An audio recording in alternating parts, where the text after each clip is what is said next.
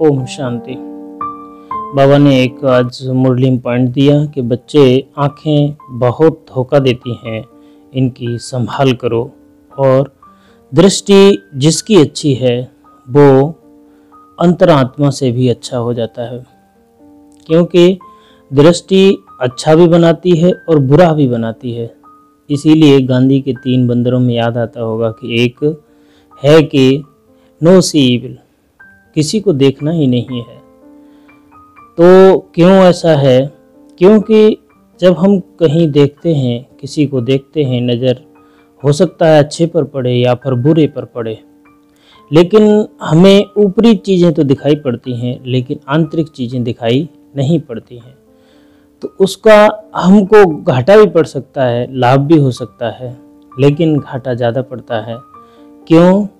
क्योंकि हम आजकल इतनी चकाचौंध है और दुनिया इतनी बदल चुकी है कि हम आँखों से देखते हैं वो वाकई नहीं होता है। और जैसे कि हम ब्यूटी की बात करें, बाबा ने मुरली में भी कहा था कि बच्चे नेचुरल ब्यूटी वो है जिसका जाने का डर नहीं होता है। एक ब्यूटी वो है जो बाहर से थोपी जाती है। आजकल की दुनिया बस ऐसी ही है। चंद रोज अगर तुम्हारे साथ कोई रहा और कुछ दिन बीतने के बाद खुद ब खुद उसकी बुराइयां तुम्हारे सामने आने लगती हैं। उससे पता चलता है कि आदमी देखने में तो अच्छा है लेकिन अंदर कुछ और ही है, उसके चलता रहता है। इसीलिए बाबा कहे कि बेटा अच्छी आँखों से देखो, अच्छी नज़र रखो। नज़र लोगों की बहुत ख़राब हो चुकी है आज की दुनिया में, इतनी ख़राब हो चुकी है कि लोग क्या देखते हैं पता नहीं, उनका दिल ही बता सकता है। वो कुछ देखते हैं, कुछ नज़र रखते हैं और कुछ बोलते हैं। इसीलिए बाबा कहते हैं कदम कदम पर श्रीमत पर चलो, नहीं तो माया दीवाला निकाल देगी। हाँ, एक एक कदम हमको फूंक फूंक कर रखना है। अब ऐसा नहीं है कि हम चलते वक्त फूंक फूंक कर रखें, हमें संभाल करनी है कि हमारे कदम गलत रास्ते पर ना हो।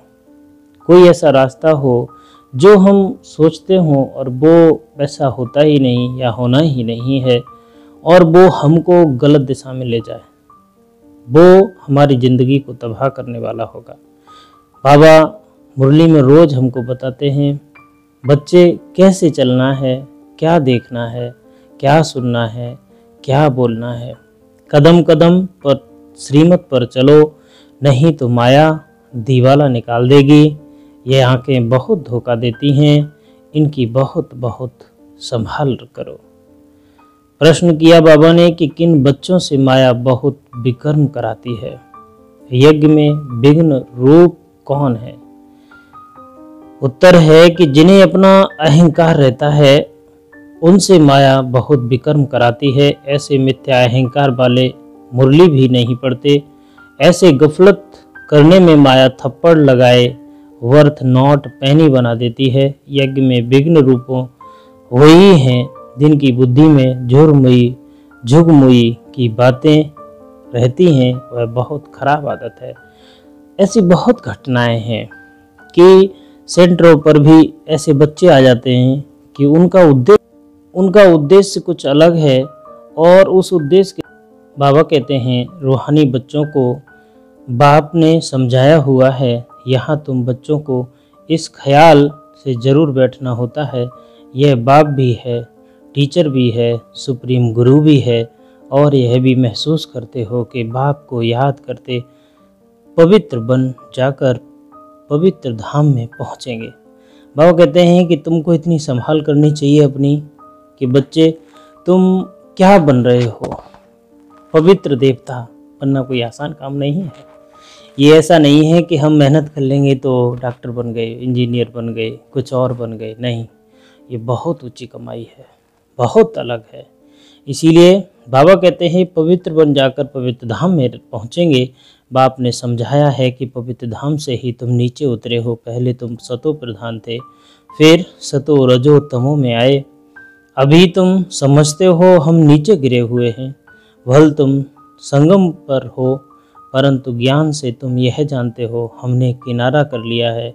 फिर अगर हम शिव बाबा की याद में रहते हैं तो शिवालय दूर नहीं है।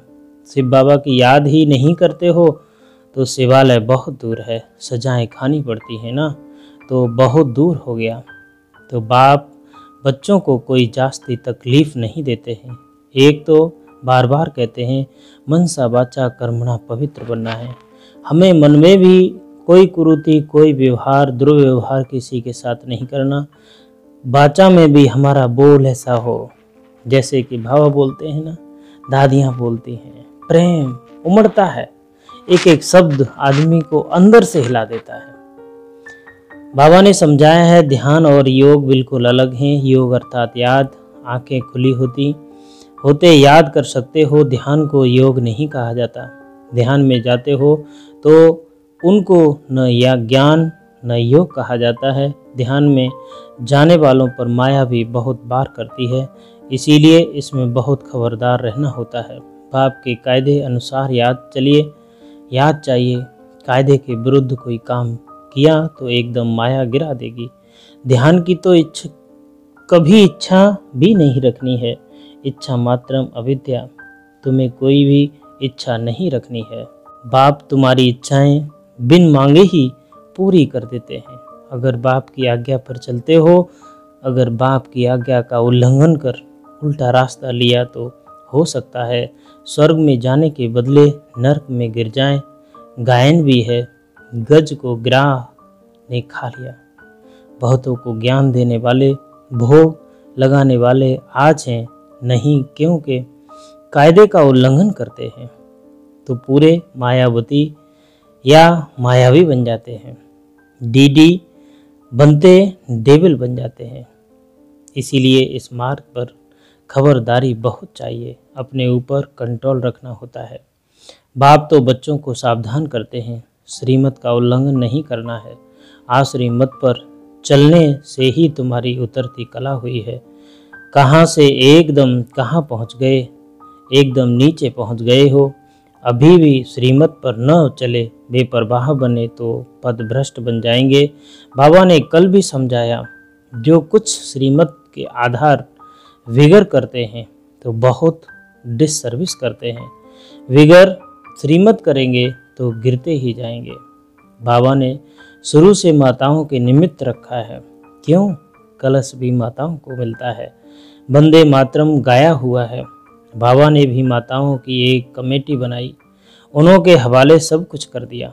बच्चियां ट्रस्टवर्दी, विश्वास पात्र होती हैं। बाबा कहते हैं कि बच्चियां कभी गफलत नहीं करेंगी। और आज भी हम देख रहे हैं कि दादियों पर कारोबार है और भाई जो भी हैं सारे के सारे सभी सहयोग करते हैं। बाबा कहते हैं पुरुष अक्सर करके देवाला मारते हैं, तो बाप भी कलश माताओं पर रखते हैं। इस ज्ञान मार्ग में माताएं भी देवाला मार सकती हैं। पदम पदम भाग्यशाली जो बनने वाले हैं वह भी माया से हार गए, देवाला मार सकते हैं। इसमें स्त्री पुरुष दोनों देवाला मार सकते हैं। उसमें सिर्फ पुरुष देवाला मारते हैं। यहाँ तो देखो कितने हार खाकर चले गए, गोया देवाला मार दिया है ना। बाप बैठ समझाते हैं भारतवासियों ने पूरा देवाला मारा है। माया कितनी ज़बरदस्त है समझ नहीं सकते। बाबा कहते हैं कि देखो हमने जब ये संस्था शुरू हुई थी तब से और आज तक सब कुछ कारोबार माताओं पर ही है, बहनों पर है। वही संभाल कर रही हैं और हमसे बेहतर कर रही हैं। ये बहुत ताज्जुब की बात है कि पूरे संगठन को चलाना और फिर नियमित रूप से लंबे समय तक चलाना, ये बहुत बड़ा काम है, बहुत बड़ा काम है। अपने ऊपर बहुत कंट्रोल रखना है। श्रीमत में कभी बेपरवाह नहीं बनना है। बहुत बहुत खबरदार रहना है। कभी कोई कायदे का उल्लंघन न हो। अंतर्मुखी हो। एक बाप से बुद्धि की लिंक जोड़नी है। इस पतित पुरानी दुनिया में बेहद का वैराग्य रखना है। बुद्धि में रहे जो कर्म में करूँगा मुझे देख सब करेंगे। वरदान है स्वमान की सीट पर स्थित रहे, माया को सरेंडर कराने वाले श्रेष्ठ स्वमानधारी भव। संगम युग का सबसे श्रेष्ठ स्वमान है मास्टर सर्वशक्तिमान की स्मृति में रहना। जैसे कोई बड़ा ऑफिसर व राजा जब स्वमान की सीट पर स्थित होता है तो दूसरे भी उसे सम्मान देते हैं। अगर स्वयं सीट पर नहीं तो उसका आर्डर कोई नहीं मानेंगे। ऐसे आप भी स्वमानधारी बन अपने श्रेष्ठ स्वमान की सीट पर सेट रहो तो माया आपके आगे सरेंडर हो जाएगी।